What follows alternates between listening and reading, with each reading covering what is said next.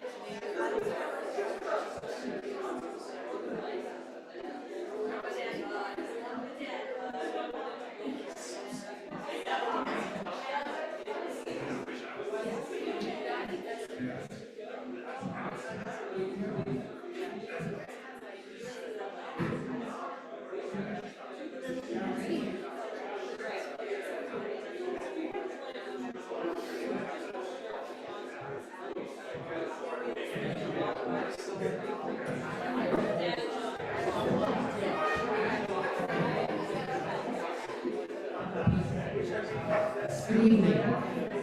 Hello. How's the volume? Good? Cool. I'm Angela Metler. I'm an administrative assistant in the president's office at South Dakota Mines. Welcome to Steam Café for December. Steam Café is a partnership with South Dakota Public Broadcasting and Hay Camp Brewing. We thank them for their support, and we thank you for your support as well. Thank you for coming out. This is being broadcast on Zoom tonight, so if you're attending on Zoom, thank you for attending as well. At the end of the presentation, we will do a Q&A session, and so you guys can ask questions of our presenters. If you are attending on Zoom and you have a question, you can type your question into either the Q&A box or the chat box, either one, and we will make sure that it gets answered live at the end. So, without further ado, I'd like to introduce tonight's presenters, Stacie Granum and Deb Wolf.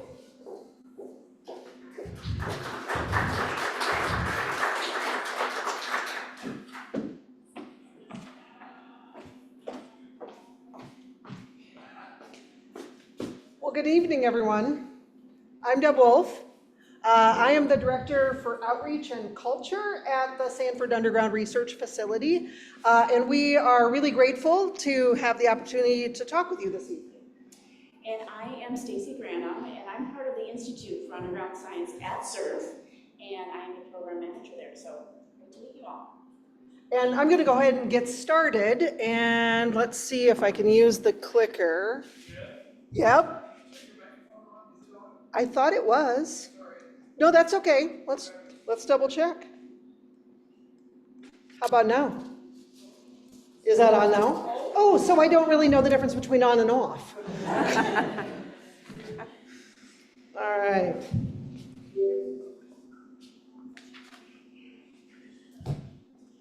Hey.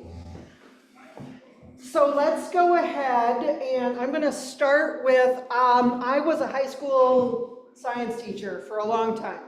So I'm going to lean into 20 plus years of being a high school science teacher, and we're going to start with a very, very simple interactive. And so everybody has to play along. And so although we're going to eventually talk about the Institute for Underground Science at SURF, we're going to start with just a little bit about SURF. So I'm going to read the room on a scale from 0 I walked in off the street this evening, I was gonna get a beer, and suddenly there was this presentation, what is this surf place? So 0, this is how much you know about surf, to 5, sit down Debbie, I got this, all right? So I'd love to know where you would put yourself in your knowledge of surf, and any number between 0 and 5 is perfectly acceptable, all right? Ready? Show me. Okay, thank you all very much. What I love about this is that when I travel around the state, this is what I see. Literally everything, usually from a 0 or a 1, all the way up to a 5. And I usually call out the 5 and say, hey, come on up, because, you know, I'm gonna have a beer and you can do this. But what I'd like to do this evening is to talk just briefly about the Sanford Underground Research Facility. As most of you know, SURF is located in the former Homestake mine up in Lead. The mine closed down in about 2000. Very, very quickly, a group of physicists were like, hey, pick us. We'd like to do science nearly a mile underground. I would love to tell you that story and about 15 other stories, but we've only got about 30 minutes. So what I'm gonna do instead is transition to a very, very short bit about SURF, and I'm gonna use our mission to introduce the 2 topics. So the mission for SURF is to advance world-class science and to inspire learning across generations. So when we think about the science that happens at SURF, we start with LZ, our dark matter experiment. So the world's most sensitive dark matter detector. And that experiment is working to answer the question, 85-ish% of all of the matter that is in our universe is completely undetectable today. And we know essentially nothing about it. So what is it? So one of the questions that we're asking is, what is this dark matter stuff? And SURF is on that leading edge because we have currently the most sensitive dark matter detector. And then there are these neutrinos, the most abundant particle of matter in the universe, literally trillions of them passing through each of us every second. And yet these very, very elusive particles, again, because they're so small and so difficult to detect, we know almost nothing about them. And so the questions are, what are their properties? What are their characteristics? What is the nature of a neutrino? And so there are a number of experiments that are asking those questions. From a biology perspective, you go a mile underground and typical sources of energy don't exist. Low oxygen, high temperatures, crazy humidity, no light. How in the world did life evolve and thrive in these extreme environments? And what are some of the properties and characteristics of these extreme life forms that might be beneficial? And then, golly, the earth beneath us is hot. There's heat in that underground space. And how might we eventually capture that heat as a renewable source of energy? And so all of these questions are questions that are being asked and that are at that sort of the precipice of our knowledge of science. And what ties them all together is the need to go underground to ask those questions. And then there's the other half of the mission, advancing world-class science and inspiring learning across generations. And so we have this amazing education program at SURF that allows us to leverage this crazy science and engineering that we do there. And we provide classroom presentations and field trips. We write curriculum that's accessible for teachers and students. We support students as they transition from high school to post-secondary and explore those early STEM careers. And then finally, if we really want to transform the way teaching and learning happens, we want to work with educators. And so we have a really robust program to support teachers. And again, there are questions that sit within this realm as well. How do we close the opportunity gaps that exist in our educational system so that all of our students have robust, rigorous, engaging, relevant, and equitable STEM learning opportunities? So we have these questions in science, we have these questions in education, and then we add one more interesting component. So not only are we sitting at the edge of this knowledge, but we have this underground space race. So think back to the 60s and the race to go to space and to land on the moon. Well, today there's this underground space race.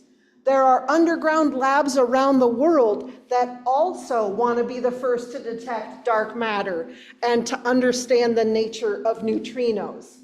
And SURF wants to and can play in that sandbox. Think about this, that there are 16 underground labs around the world that are doing this work and that are all racing to answer these questions. And one of those places is in our backyard, is 50 miles north of here in Leeds, South Dakota.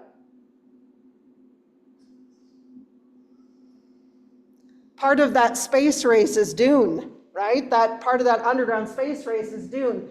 The Deep Underground Neutrino Experiment, the largest experiment ever attempted on US soil. But that experiment cannot happen in isolation. It is such a large experiment and so challenging that it involves collaborators from around the world. 30 countries, 200 institutions, 1,400 scientists all involved in that experiment. So we have this mission, advance world-class science, inspire learning across generations. We have this underground space race. And so what do we really need? What do we need to have that advantage? What we need is thought leaders, the passionate, engaged thought leaders in this realm of science and education.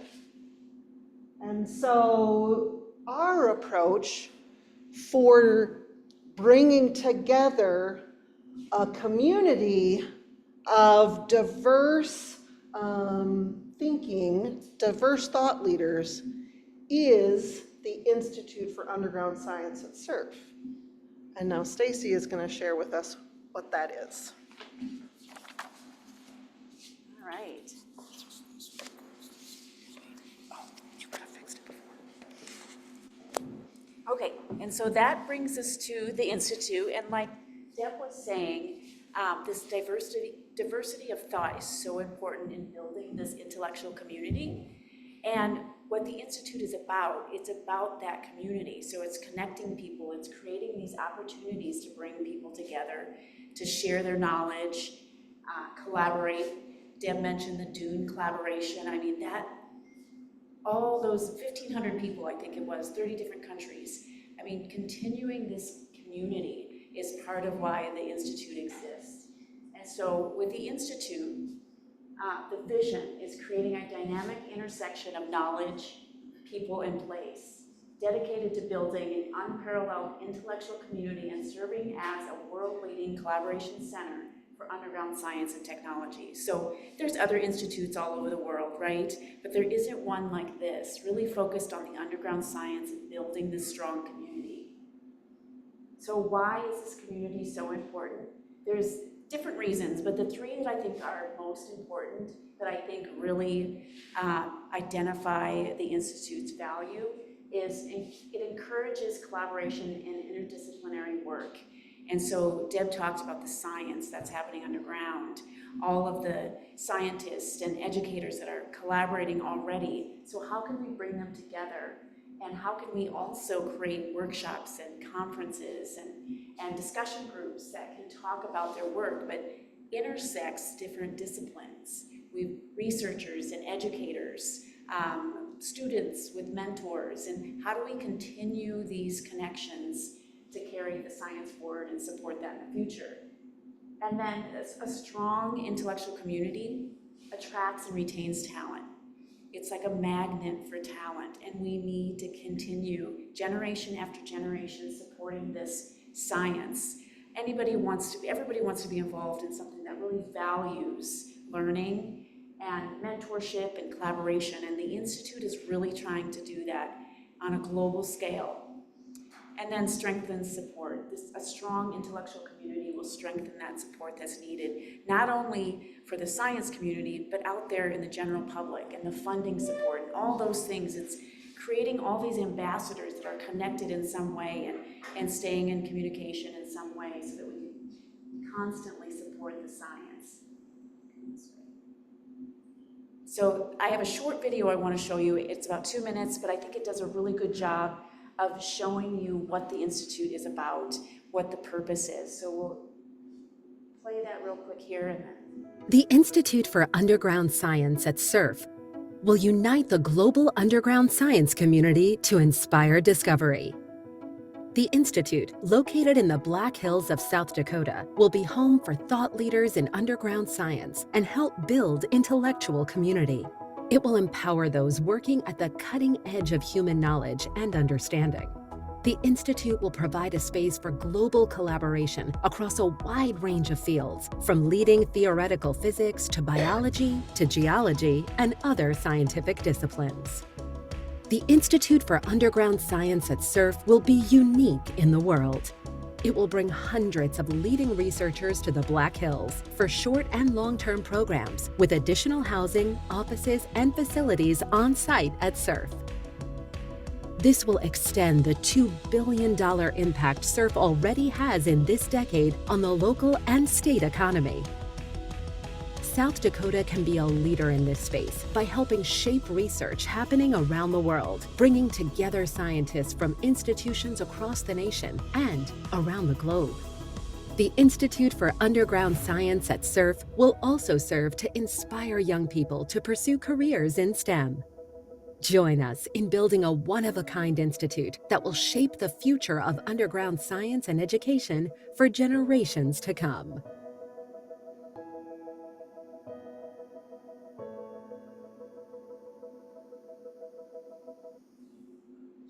Okay, I don't know about you, but I'm excited for the building because I hope I get an office in that building, maybe. Maybe not. Deb's like, I don't know. But it just has this energy to it. But the Institute's more than just a building.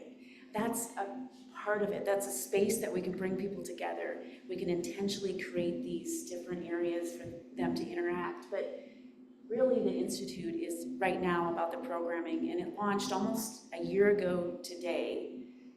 And we've really focused on the programming, but why this institute? And I mentioned before, there's a lot of institutes all over, but this institute is unique because it's so close to SURF. SURF being one of the deepest underground research facilities in the world and the deepest in this country, it's important to be close to that science. The multidisciplinary research that's happening at SURF is important, that connection, and we want to support that globally too. The interdisciplinary approach to programs, like I mentioned before, we want to bring different disciplines together, but also researchers and educators and people from different backgrounds and levels in their career, stages in their career, and really support and foster that collaboration, the global collaboration. Like I said, for the underground science, we need to have a strong global network. And then the education and outreach, creating more opportunities for students and educators and scientists to continue to collaborate and support each other. So as I said, the Institute launched about a year ago, and really this past year we've been focused on the programming. The rest of it, the building, that's to come. We've got to raise a little bit of money, a little bit of cash for that, but right now, building this community, we don't need a building, we just need these connections to bring people together, the programming that will kind of allow them to share that knowledge and collaborate. So the vision that we have for the programs, every program that we've ran in this past year and every program that we'll think about for the future needs to check these boxes. So it's about the collaboration, the educational opportunities, constructing this path, but really building this community. So here, we'll show this picture first. I love this picture. This is from a workshop this past summer. It was a 5-week workshop. Physicists from all over the world came and visited the area, and they shared their work, collaborated, but they also took opportunity to get out to the community and also meet some of the other members of our organization, but also members of the community. So this first picture on the bottom there, that was several of the participants, but we had board members, we had our artists in residence, and we had other members there just talking about what they're doing with their work, but also what's happening here at SURF and what's going on with the Institute, and sharing those things from their perspectives. And we've got other pictures here. The top picture there, we were underground. You can see in the background there was the Ray Davis experiment there. There's a plaque and a picture, and that's exactly where that experiment happened. So a wonderful moment for everybody there. And then of course in the bottom it just shows exactly what the Institute's about, and that's just sharing that knowledge and from your perspectives. So there's a lot on the screen, but the purpose of this slide really is to talk about the different programs. So far with the Institute, on the far left column, we've got 6 programs that we launched. And the biggest thing I want you to take away from this slide here is the middle column, which is the community. We've spent the past year building this intellectual community and bringing people together. And you can see the community involves university faculty from across the state, high school lead science teachers from across the US coming together to talk about the challenges, how they can improve their teachings within the classrooms. We've got the Deeper Talks, which is a monthly talk series that we do in person and online. And it's researchers talking to other researchers, but it's on a global scale. So we're again bringing that global community together. CETUP workshop, the Center for Theoretical Underground Physics and Other Areas workshop, that happens every year again. We have people coming from 20 different countries coming to collaborate. The Quantum Partnership workshop was new also this year, and really it's beginning to bring a regional focus, but that one started statewide and it's continuing to grow as we do bi-monthly discussion groups as well. So it's giving us a voice in each one of these spaces. And then of course the Davis McCall Scholars Program, those high school seniors and those first year undergraduates, curious about STEM but not sure which direction to take. It's an opportunity again to kind of carve a path for them and help support their careers going forward. So what's next? So first, I mentioned that we're just about a year old as of December 14th, I think. So we're gonna celebrate. So in January on the 9th, we're having a celebration up at the Sanford Lab Visitor Center. You're all invited. We're gonna talk about the programs specifically, but we've got some really special speakers too, some people that went through the programs, and we're just gonna celebrate the past year. Current programs, you saw on the previous slide, those programs are going to continue on throughout this next year. We want to grow those, and then we're currently developing a 5-year program, looking further ahead. What do the programs look like for the Institute? And really, right now, we're gathering input from people all over the world, and especially locally here, our partners like SD Mines and Black Hills State. Like, what do you see as a gap? What program could help fill that and help bring people together? And we're also hosting a global conference, the Particle Physics and Cosmology Conference, which is on its 18th year. This year, I think it was in India, and now it's in Deadwood next year. And so we're excited to host that. But that is a great example, too, of growing this intellectual community. And then, of course, continue to build on that community. I'm going to hand it back over to Deb if you want to talk a little bit about the funding and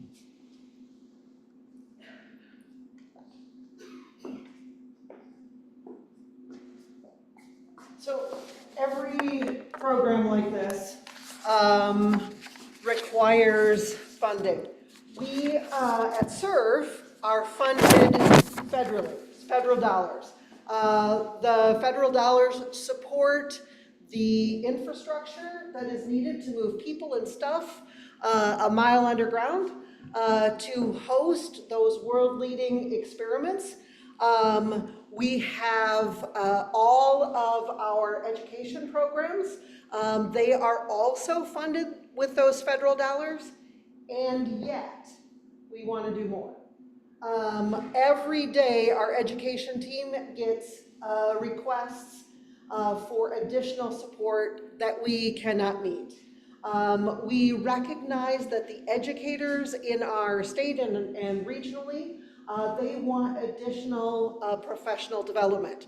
We don't have the bandwidth, we don't have the people to do that at the level that is requested. We have the Sanford Lab Homestake Visitor Center, which is a delightful front door for SURF, and we want to continue to grow and develop the interactive program for kids and adults to inspire learning across generations. And we want to bring together the intellectual community, both of educators and of researchers.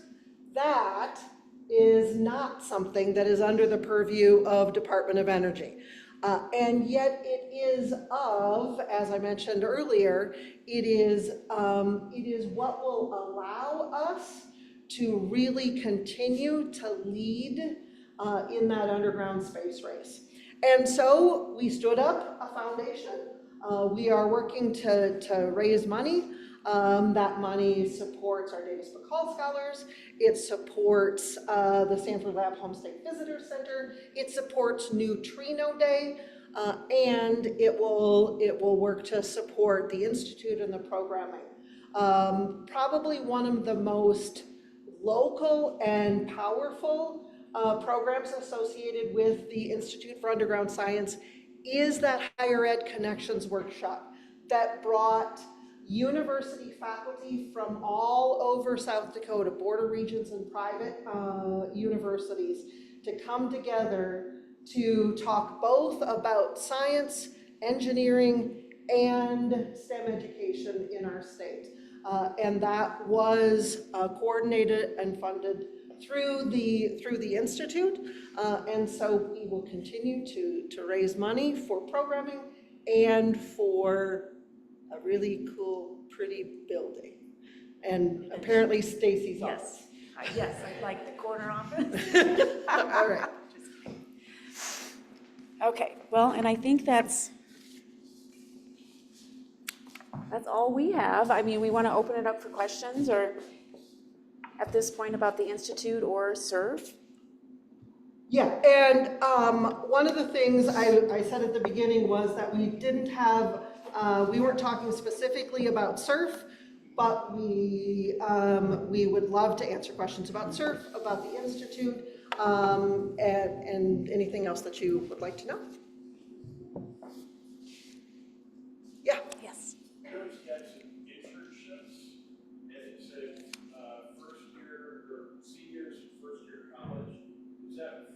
college going into sophomore, or is that seniors going to the first year of college? Great question. So there are two different programs. There's the Davis Bacall Scholars Program. That is explicitly for current high school seniors and first-year university students. And that is a 4-week program where they travel, they come to Surf, they come to SD Mines and BH, they go East River, they visit STEM industry, they work their way all the way to Chicago to Fermilab and Argonne National Labs. They jump on a plane, then they go to the UK and see Bolbia Underground Lab there. That 4-week program, we select 8 students every year, and that's really about expanding opportunities so they can envision who they could be in STEM fields and STEM careers. In addition, every summer we have interns, and those interns are usually upper level, junior, senior, sophomores, juniors, and seniors in college. Yes? I heard you say artist at one point. So, do you have an artist in residence? And tell me a little about how you're weaving in art. Great question. You want to take it or you want me to? I can start it, and then you probably can take it. I've been there a year, but so she's like the knowledge, all the knowledge. So the picture I showed you, and I mentioned the artist in residence was there with the scientists kind of talking about not only their work, but his work. And he was, I think he just came on in June. So Marty Tubles Marty Jr. Tubles, yep. And so what he went through a process this summer of visiting Surf, going underground, talking with the researchers and scientists and everybody there, and then created his exhibit that is at Black Hills State University. But yes, so we try to incorporate the art with the science. Again, it's like that intersection of different disciplines, different backgrounds, and collaborating together. So will you be having a new artist every year? Yes. So Marty was our 5th. Gina Gibson at Black Hills State University. She's the coordinator for the AIR program. And actually, they are in the process of selecting this next year's artist in resident. And we had 70 applications this year for next year's. So yes, we will continue that program.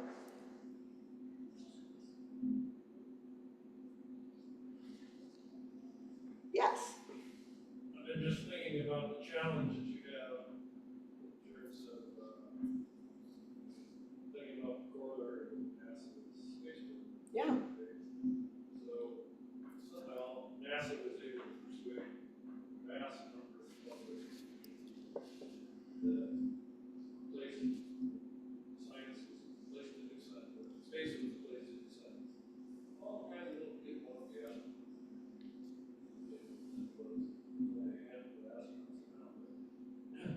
So now to take that, how do you captivate that, that excitement of young people? It's a fun challenge.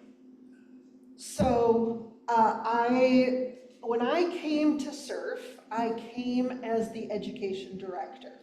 And that was exactly the challenge, was to take often pretty esoteric topics like dark matter and neutrinos and use that as inspiration for K-12 STEM education. And we have a fabulous team that literally can do that. That from the earliest grades, we know we want to have interactive, engaging science in the classrooms. We also know that our elementary teachers have to teach all content areas. So one of the goals of our education team is to create curriculum units that the lessons are already written, all the materials are given to the teacher, so it lowers the burden for the teacher, so they're more likely and feel both more confident and competent in teaching that. And so over the course of this past year, we've worked with about 16,000 students across the state of South Dakota and provided professional development for teachers across the state. And we will continue to do that and then work with other outreach entities of the research collaborations because they want to do similar kinds of things. So will we next week be global? No. But we're gonna work with those that are local and regional and that are connected with SURF. It's in our state.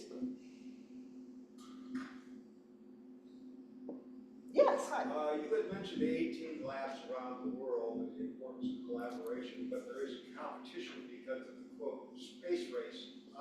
Is there any collaboration between those 18 underground facilities, and what's some examples of that? And is it a competitive collaboration? Yeah, that's exactly. I think how I would define it is competitively collaborative, and certainly so. For example, Bulby Lab in the UK or Gran Sasso in Italy. Those are both collaborative and competitive, and so. The next generation of dark matter experiments, or the next generation of I'm gonna see if I can get neutrinoless double beta decay experiment. They may wind up in a lab in another location, potentially because they have more space, more room, more access, and so we are in the process of working to expand our space underground so that we can be competitive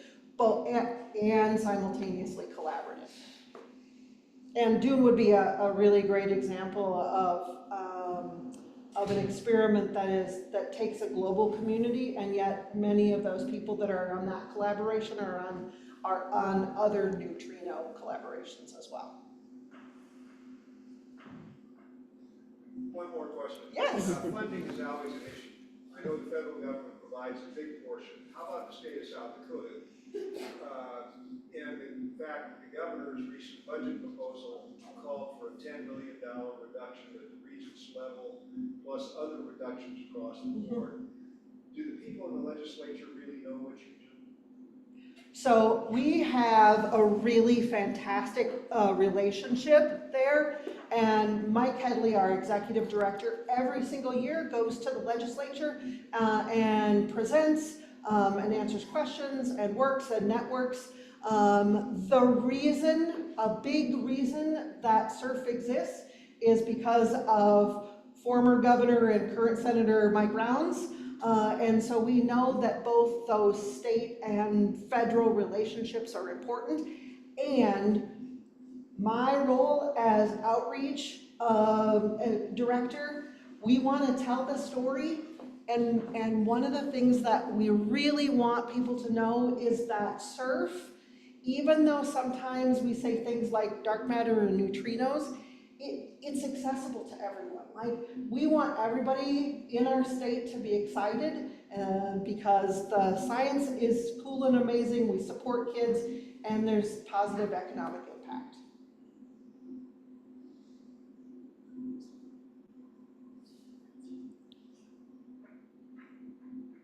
Anything else? Good questions.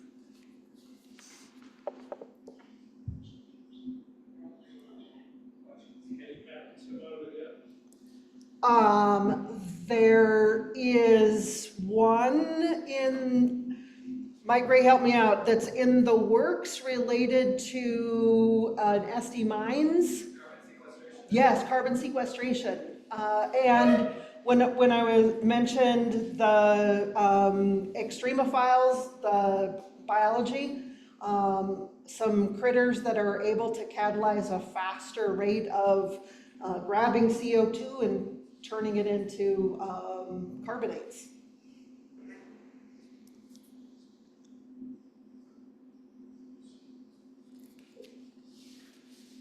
All right. Thank you.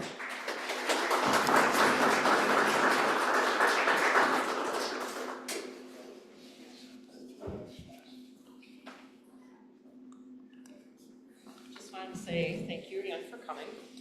We do this every third Tuesday, so the date in January is January 21st. And fingers crossed, hopefully the Congress decides to fund federal government so we can have our speaker, who is Ed Welsh, better known as the Bearded Ranger on Facebook. He is going to speak on a recently discovered species of ancient deer discovered in the Badlands. So fingers crossed, January 21st, the Bearded Ranger right here at Camp. To come to that one. Yeah.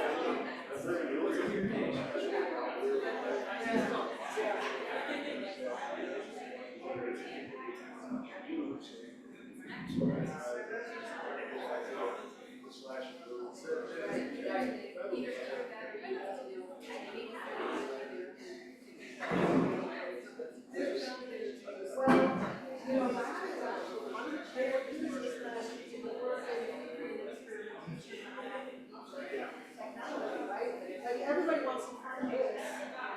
Unless it's smart.